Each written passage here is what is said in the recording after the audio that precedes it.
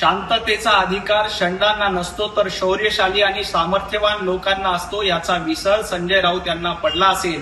कारण गेल्या काही दिवसांपासून गुलामगिरी करायची सवय लागल्यामुळे संजय राऊत हे हिंदू हृदयसम्राट बाळासाहेब ठाकरे यांचे विचार विसरलेले आहेत. पंतप्रधान नरेंद्र मोदीजींच्या नेतृत्वात आपला देश गौरवशाली, वैभवशाली आणि सामर्थ्यशाली झालाय. शंड कोण आहे याचा निकाल लोकसभेच्या निवडणुकीमध्ये जनतेनं दिला आणि तुम्हाला शंड ठरवण्याचं काम जनतेनं केलं.